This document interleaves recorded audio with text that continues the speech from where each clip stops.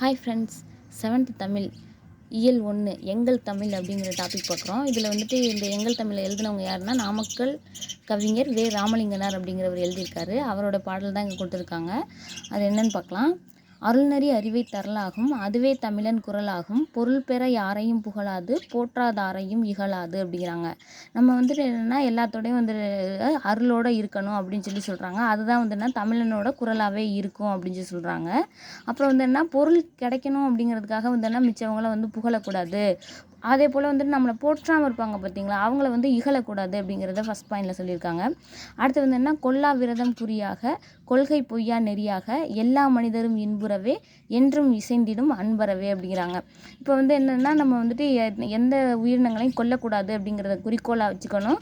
அதே போல் வந்து என்ன பொய் சொல்லக்கூடாது அப்படிங்கிறத வந்துட்டு நம்மளோட கொள்கையாக வச்சுக்கணும் அப்படிங்கிறத சொல்கிறாங்க. அப்போ தான் வந்து என்ன எல்லா மனிதரும் இன்புற்று இருக்க முடியும் அப்படின்னு சொல்லி சொல்கிறாங்க. அடுத்து வந்து தேர்ட் பாயிண்ட் என்னென்னா, அன்பும் மரமும் ஊக்கிவிடும், அச்சம் என்பதை போக்கிவிடும், இன்பம் பொழிகிற வானொலியாம், எங்கள் தமிழனும் தேன்மொழியாம் அப்படின்னு சொல்கிறாங்க.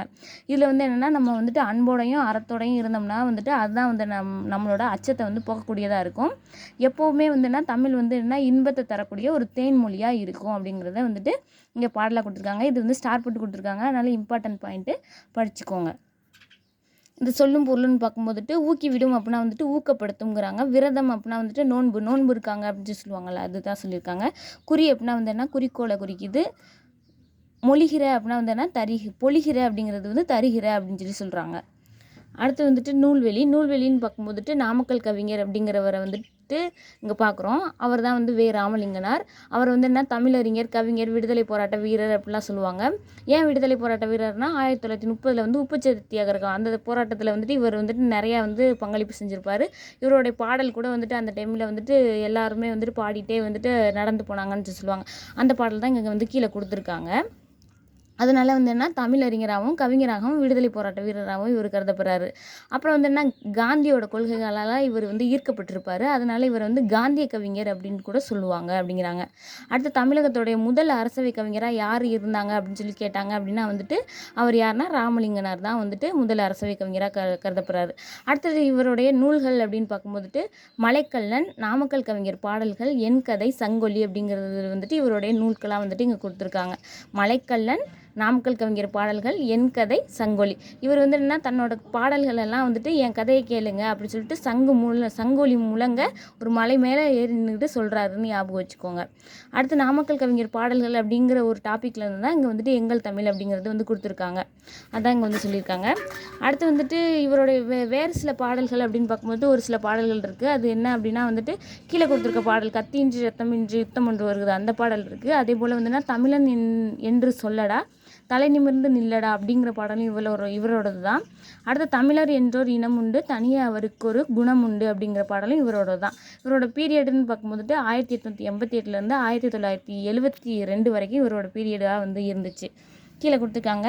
நாமக்கல் கவிஞரோட பாடல் கத்தியின்றி ரத்தமின்றி யுத்தம் ஒன்று வருகுது, சத்தியத்தின் நித்தியத்தை நம்பும் யாரும் சேருவீர், கண்டதில்லை கேட்டதில்லை சண்டை இந்த மாதிரி, பண்டு செய்த புண்ணியத்தான் பழித்ததே நாம் பார்த்திட அப்படின்னு சொல்லிட்டு ஒரு பாடல் கொடுத்துருக்காங்க. இதுதான் வந்துட்டு எல்லாருமே வந்துட்டு உப்பு சத்தியாகிரக போராட்டத்தின் போது வந்து பாடிட்டே போனாங்கன்னு சொல்லுவாங்க. 1 மார்க்கு. அதில் வந்து என்னென்னா நெறி அப்படிங்கிறது வந்துட்டு என்ன வழி அப்படிங்கிறது வந்து பொருளாக இருக்கும். அடுத்து குரலாகும் அப்படிங்கிறத வந்து பிரித்தோம் அப்படின்னா வந்து குரல் கூட்டல் ஆகும் அப்படிங்கிறது வந்து கிடைக்கும். வான் கூட்டல் ஒலி அப்படிங்கிறத வந்துட்டு சேர்த்து எழுதணும்னா வானொலி அப்படிங்கிறது கிடைக்கும். கீழே வந்து நயமறிகன்னு சொல்லியிருக்காங்க. அதில் வந்து என்ன எங்கள் தமிழ் அப்படிங்கிற பாடலில் வந்துட்டு மோனை சொற்கள், எதுகை சொற்கள், ஏபு சொற்கள் அதெல்லாம் வந்து எடுத்து எழுத சொல்லியிருக்காங்க. மோனை சொற்கள் அப்படின்னா வந்து என்ன முதல் எழுத்து ஒன்றி வர தொடுப்பது வந்து மோனை சொற்கள். அதுக்கு எக்ஸாம்பிளாக வந்து அருள்நெறியும் அதுவே அப்படிங்கிறதையும் கொடுத்துருக்காங்க. ஆ அப்படிங்கிற 2 வேர்டும் வந்துட்டு ஒன்றி வரனால இது வந்து நான் மோனை சொற்கள்னு சொல்லப்படுது. அதே போல் வேறு வேர்டு இருந்தாலும் வந்து எடுத்து எழுதலாம்னு சொல்லியிருக்காங்க. அடுத்து வந்து எதுகை சொற்கள் அப்படின்னு பார்க்கும்போது 2ஆம் எழுத்து ஒன்றி வர தொடுப்பது தான் வந்துட்டு எதுகை அப்படின்னு சொல்லுவாங்க. அப்போ அருள் பொருள் அப்படி இல்லை அந்த வேர்டில் வந்துட்டு ரூ அப்படிங்கிற 2 வேர்டும் வந்துட்டு 2ஆம் எழுத்து ஒன்றி வருது. அப்போ இதுதான் வந்து எதுகை. அதே போல் வந்து இறுதி எழுத்து ஒன்று வர தொடுப்பது தான் வந்துட்டு ஏய்பு சொற்கள்னு சொல்லுவாங்க. அப்போ தரலாகும் குரலாகும் இதில் இம்முன்னு வருது. அந்த ஸ்லாங் லாஸ்ட்டில் முடிகிறது வந்து ஒரே மாதிரி இருக்கும். அந்த மாதிரி இருந்துச்சுன்னா அதை வந்து ஏபு சொற்கள்னு சொல்லலாம். அந்த மாதிரி எடுத்து சொல்லியிருக்காங்க. Okay friends, thank you.